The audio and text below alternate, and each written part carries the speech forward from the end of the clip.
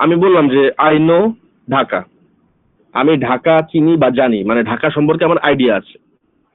তাহলে I live in Dhaka যখন আমি বলতেছি, আমি ঢাকায় বাস করতেছি, ওই দেখো ঢাকার আগে কি আছে, ইন আছে। তাহলে আমি যখন বলতেছি আই লিভ ইন ঢাকা, সেখানে ঢাকার আগে জাস্ট প্রিপোজিশন হওয়ার কারণে আমরা এই ঢাকাকে কখনোই অবজেক্ট হিসেবে ধরবো না। আবার আমরা এখানে যদি আবার বলি আই নো ঢাকা, আমি যদি ঢাকাটাকে চিনি, তাহলে ওই যে ঢাকা, ওই ঢাকার আগে দেখো কোনো প্রিপোজিশন নাই, তাহলে সেটা হচ্ছে অবজেক্ট। অবজেক্টিভ কেসের কিছু সিস্টেম হচ্ছে আমি তোমাদেরকে দিয়ে দিচ্ছি, যে me, us, you, him, her, it, them, এগুলো হচ্ছে সব অবজেক্ট। তবে এই ধরনের অবজেক্টের আগে যদি কোনো প্রিপোজিশন চলে আসে, তাহলে সেই মানে নাউনটা বা প্রোনাউনটা যাই বলো না কেন, কখনই কোনো কি থাকবে না, অবজেক্ট হিসেবে থাকবে না। এবার বুঝছেন কাহিনী? সিম্পল কিন্তু।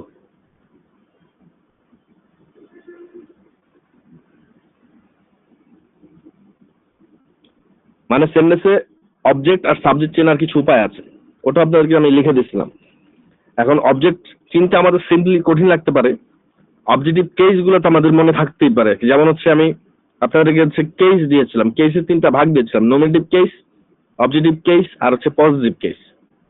তাহলে এই যে অবজেক্টিভ কেস আমার যেগুলো আছে, এই অবজেক্টিভ কেস গুলো তো আমরা দেখলে বুঝবো এগুলো সব অবজেক্ট।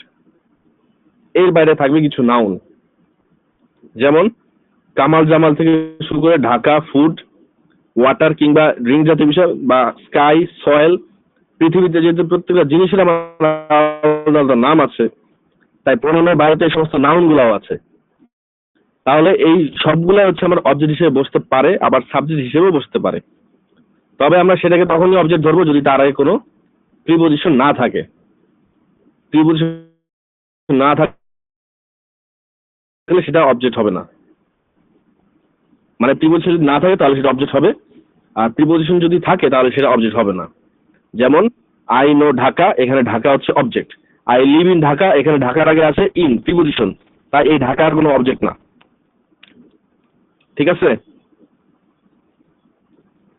অথবা এমন হতে পারে যে আই নো সালমান, তাহলে এই যে আই নো সালমান, সালমানের আগে কি নাই, কোনো প্রিপোজিশন নাই, তাহলে এই সালমানটা হচ্ছে আমার কি অবজেক্ট। অথবা আমি তোমাকে বললাম যে I gave the money to Salman, মানে কি সালমানের দিকে হচ্ছে, হ্যাঁ অবজেক্টিভ বিষয়টা, সালমানের দিকে হচ্ছে আমি টাকাটা দিচ্ছি, সরাসরি সালমানকে বোঝাচ্ছি না, আমি এখানে শুধুমাত্র টাকাটা দিকে হচ্ছে প্রেশার দিচ্ছি। যেমন আই নো সালমান, এখান থেকে আমি বললাম I gave the money to Salman, তাহলে ওই যে সালমানের আগে আমি যে টু বললাম, ওইটার কারণে সালমানটা আর এখানে অবজেক্ট হিসেবে থাকছে না। কাহিনী এবার বুঝছেন মামুনিরা, বাচ্চারা? ধন্যবাদ। আচ্ছা, তারপর হচ্ছে আমরা এখান থেকে আস্তে আস্তে হচ্ছে বেরোয় আসি। এখান থেকে আমরা যদি এটাকে চিনতে পারি তাহলে ন্যারেশন আমাদের সহজ হবে, কারণ সেকেন্ড পার্সন সবসময় হচ্ছে অবজেক্টকে ধরে। আর ওখানে যদি অবজেক্ট আমরা যদি না খুঁজে পাই, তাহলে কিন্তু ন্যারেশনের এই চেঞ্জিং এর যে বিষয়, সেটা আমাদের জন্য কঠিন হয়ে যাবে। তাহলে এই যে টেন্সের যে স্ট্রাকচারটা আছে, সেটা আমি বিশ্বাস করি আপনারা স্ক্রিনশট নিয়ে নিচ্ছেন, যদি না থাকে আপনারা খাতার মধ্যে তুলে নেবেন। আমরা হচ্ছে তারপরে যাই। এরপর আমরা যাব ওই সেম জিনিসগুলাই, সিঙ্গুলার সাবজেক্ট, প্লুরাল সাবজেক্ট, মানে কনজাংশন রিলেটেড যে সমস্ত স্ট্রাকচার গুলো ছিল আমরা একটু সেখানে যাই। কারো কাছে যদি নোট খাতা থাকে তাহলে সেটা বের করে নেন, কারণ নোট খাতার মধ্যে সবকিছু ডিটেলস দেওয়া আছে। এখন যে উপায়ে ক্লাস করতেছেন, আপনাদের কার কার বোরিং লাগতেছে একটু ফ্রিলি বলেন। মমর বোরিং লাগবে আমি শিওর, আর কার কার বোরিং লাগতেছে আপনারা একটু বলেন কষ্ট করে।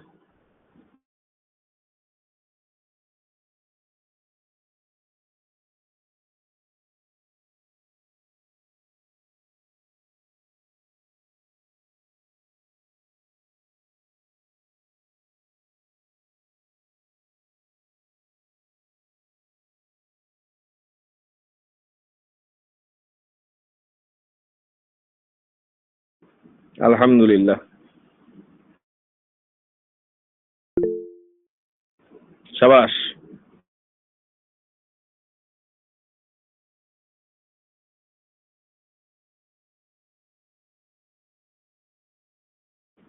আর বাকিটা?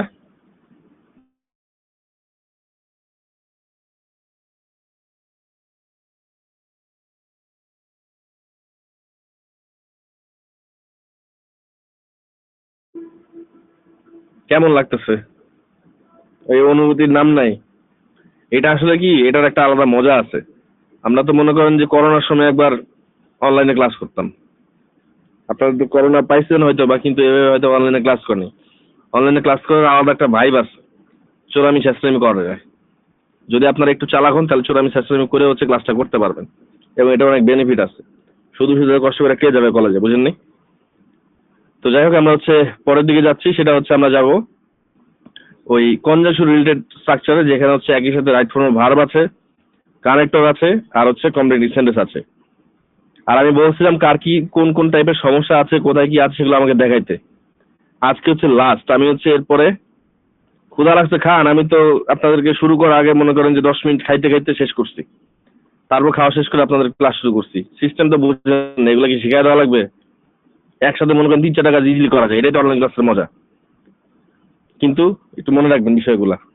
এখন এখানে আপনাদেরকে আরেকটা বিষয় বোঝানো আছে, সেটা হচ্ছে তার আগে আরেকটা বিষয় বলি আপনাদেরকে। আমি লাস্ট যে বৃহস্পতিবার বন্ধু ক্লাস, যেটা আমি বলছিলাম যে 2 ঘন্টা করে ক্লাস নেব, আমি সিম্পলি বলি আপনাদেরকে নিয়ে তেলাতেলির আমার এত ইচ্ছা নেই, এই কারণে যে আপনার তো মনে করেন আমার মায়ের পেটের ভাই বোন না, কিংবা হচ্ছে আপনারা যদি সবাই যদি A+ পান, তাহলে মনে করেন যে আমার আর্থিক দিকে আমার টাকা পয়সা বাড়বে না, কিংবা হচ্ছে আমার টাকা পয়সা লস হবে না যদি আপনারা ফেল করেন। মানে আপনারা যদি পাস করেন সেই জিনিসটা আপনাদেরই থাকবে, আপনারা যদি ফেল করেন সেই জিনিসটা আপনাদেরই থাকবে। তারপর আমি এত প্যারা কেন নিচ্ছি, এটা একটা প্রশ্ন থাকতে পারে। দেখেন, যদি আমার জায়গায় যদি আপনারা থাকতেন, তাহলে এই জিনিসটা হয়তো বা একটু বুঝতে পারতেন যে না, কেন স্যার এত প্যারা দিচ্ছে। কারণ আমি যেটা প্যারা দিচ্ছি, অন্যান্য টিচাররা হয়তো বা বিভিন্ন দিকে বিভিন্ন ওয়েতে আদার্স অ্যাক্টিভিটি নিয়ে হয়তো প্যারা দিতে পারে। সেটা হইতে পারে টাকা পয়সা নিয়ে, কিংবা হইতে পারে রেগুলার কেন আসেন না। এখন এটা সব টিচারই বলবো কমনলি, কিন্তু এত পেইন দিয়ে একটা জিনিস বোঝানোর জন্য তোতা পাখির মতো মনে করেন যে বারবার যে ধরনের মোটিভেশন দেওয়া কিংবা ঝালাই করার চেষ্টা করা, এই জিনিসটা মনে হয় না মোয়াজ্জেম হোসেন আইডিয়াল কলেজে আমি ছাড়া কেউ করে। এটা আমি গ্যারান্টি দিয়ে বলতে পারি, আপনারা যাই বলেন না কেন। কারণ আমি একটা জিনিস বিশ্বাস করি যে যে জিনিসটা একটু কঠিন সেই জিনিসটা চাইলেই একটু সহজ ওয়েতে করা যায়। এই যে যেমন ধরেন এখানে আমার সাথে আছেন মাত্র মোট ট্রলি কয়জন, 5 জন তো দেখা যাচ্ছে।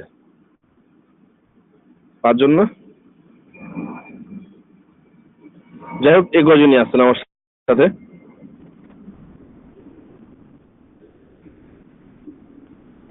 1 2 3 4 5, হ্যাঁ 5 জন। এই যে 5 জন আছে, শত ব্যস্ততার মধ্যেও বা ফ্রি টাইম থাকলেও যে সময়টা একটু কাজে লাগে, সেই 5 জন আছেন। তাহলে আমি মনে করি যে জীবন যুদ্ধ হচ্ছে আপনারা 5 জন হচ্ছে সবসময় আগায় থাকবেন, এটা আমি মনে করতেছি। বাকিরা হয়তো একটু ঢিলামির কারণে বা একটু আলসেমির কারণে কিংবা যে কোনো একটা উজালি হোক থাকে না। তো এখান থেকে আহামরি যে আপনারা A+ পাই যাবেন, কিংবা আপনারা যে সারা জীবন এটার উপর নির্ভর করে যে কোটি কোটি টাকা ইনকাম করবেন, এটা কিন্তু জীবনের আসল উদ্দেশ্য না। মানে আমি যে আজকে ক্লাসটা নিচ্ছি শুধুমাত্র নিজেকে দায় সারা মুক্ত হওয়ার জন্য, যেটা আমি একটু আগে বললাম যে এত পেইন প্যারা আমি কেন দিব, এটা তো আমার অধিকারও নেই। তারপর পেইন প্যারা দিচ্ছি ফর দ্য লাস্ট টাইম, এই কারণে যে আমি যাতে পরে নিজ থেকে দায়ভার মুক্ত হয়ে যেতে পারি। আপনারা আমার কাছে এক্সাম দিয়েছিলেন, সেই এক্সামে আপনাদের পরিস্থিতি খুব একটা ভালো না। মোটামুটি হোমওয়ার্ক গুলা করছেন, দেখে দেখে করছেন। আচ্ছা, ওরা কই, রাবে, তারপর হচ্ছে রাত্রি, এরা কই? এদের কোন আপডেট জানেন? এরা কোথায়? কেউ জানলে একটু বলেন। তো এখানে যে বিষয়গুলো আছে, এখানে আপনারা যদি নিজ থেকে যদি এটা যদি না করতে চান, মানে ধরেন আমি আপনাদেরকে হচ্ছে বাইকটা খাওয়াই দিলাম, এখন চাবানোর জন্য মনে করেন যে 2-3 জন আপনারা কেউ একজন থোতা ধরলো, কেউ একজন মাথা ধরলো, এবার মনে করেন যে ঘুষি টুসি মেরে আপনার হচ্ছে চাবানোর জন্য একটা ব্যবস্থা করলো, কিন্তু গেলার দায়িত্ব আপনার। এটা যদি আপনি না গেলতে পারেন তাহলে আপনি সারা জীবনে কোন দিক থেকে উন্নতি করতে পারবেন না। তো দায় সারা মুক্ত হওয়ার জন্য সেটি একটা 2 ঘন্টা ক্লাস নিতে চেয়েছিলাম, সেটা আজকে সিমকে নিচ্ছি। যদি ওইরকম সমস্যা থাকে আমাকে দেখাবেন আজকের মধ্যে। আর কালকে আদৌ আমি যাইতে পারবো কিনা আমি নট শিওর, একটু হালকা জ্বর জ্বর লাগতেছে। যদি মোটামুটি সুস্থ থাকি তাহলে হয়তো বা যাবো, আর যদি না হয় তাহলে যাবো না।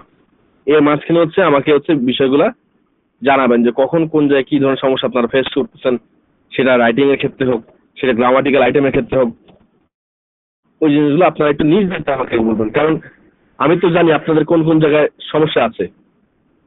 এখন এই ক্ষেত্রে যদি আপনারা যতই ধরনের ঝামেলা থাকে, এটা যদি নিজে থেকে আপনারা যদি এক্সপ্রেস না করেন, আমি যতই আর জানি না কেন, এটা কিন্তু কোনো দিকে লাভ নাই। কারণ এখানে 20টা ছেলে মেয়েকে আবার আলাদা করে তো ওইটা আমার সময় নেই আর ঠেকাও নেই, বুঝো না? তো এই ক্লাসের পরে আমি হচ্ছে ওই আপনাদের অ্যাডমিন স্যার যিনি আছেন নাসির স্যার, ওনাকে হচ্ছে আমি একটা ফাইনাল আলটিমেটাম দিয়ে দিব। যে স্যার একটা এক্সাম এর আগে নিচ্ছিলাম, এর মাঝখানে আরেকটা এক্সাম নিবো আর কি, তো দুইটা এক্সামের মধ্যে আপনাদের যে অবস্থা হালচাল সেই জিনিসটা হচ্ছে আমি স্যারের মাধ্যমে হচ্ছে তুলে ধরবো স্যারের কাছে। তারপর আমি বলবো যে স্যার এই অবস্থা, এদেরকে পাশ করানো যাচ্ছে, এদেরকে পাশ করানো যাবে না, এর বাইরে আমাকে আর কিছু বললেন না, সময় আছে হাতে 1 মাস, এরা যদি নিজের দিকে কিছু করতে পারে তাহলে করবে, আদারওয়াইজ এদের দায়ভার হচ্ছে আমি নিব না। উনি বলতে পারে, উনি হয়তো এরপর আপনাদেরকে আবার মোটিভেশন দিবে 1 মাসের জন্য যা করছো করছো, এই 1 মাস আরো ভালো করে পড়ো, কিন্তু লাভ নাই। আমি যে কথা একবার বলি মানে একবার, এটা আসলে বারবার চেঞ্জ হবে না। তো যাই হোক আমরা একটু নেক্সটে যাই। যেখানে ছিলাম কি বলে right form of verb connector যে বিষয়বস্তুগুলা, মানে প্রেজেন্ট পাস্ট, সেই প্যাথেটিক চিন্তার মধ্যে যে জিনিসটা হচ্ছে সবচেয়ে সহজ জিনিস। একটা জিনিস মনে রাখবেন, পড়াশোনার মধ্যে আসলে মজার অনেক কিছু আছে যদি আপনারা এটা খুঁজে বের করতে পারতেন। দেখেন আমাদেরকে কখনো কোনো স্কুল কলেজে টিচার হচ্ছে এভাবে পড়ায় নাই। স্কুলের মধ্যে হ্যাঁ ভালো টিচার ছিল, কিন্তু এই ধরনের খুঁটিনাটি হচ্ছে আমি আমার নিজ যোগ্যতা বের করছি। কেমনে বের করছি? এটা তো এমন না যে জিবরাইল আলাইহিস সালাম এসে আমার কানের মধ্যে এসে ওই দেয়া গেছে, তাও কিন্তু না। তবে আমি চেষ্টা করছি, স্পেশালি হচ্ছে নিজের মতো করে গোছানোর চেষ্টা করছি। এখন এটা আসছে থেকে আমার তো যখন আমি স্টুডেন্ট ছিলাম তখন আমি এগুলো কিন্তু ঘাটাঘাটি স্কুল কলেজে ওইভাবে করতাম না। যখন ভার্সিটিতে ভর্তি হয়েছি, ইংলিশ ডিপার্টমেন্ট নিয়ে পড়তেছি, তখন থেকে কিন্তু এই কোচিং বলো, টিউশন বলো, হাবি যাবি এগুলোর মধ্যে মনোনিবেশ করছি। এখন আমি একটা জিনিস বিশ্বাস করি, আমি লাইফে যে জিনিসটা করবো সেটা আসলে করার চেষ্টা করবো, মানে যে জিনিসটা আমি করলে করবো, হইলে হয়েছে,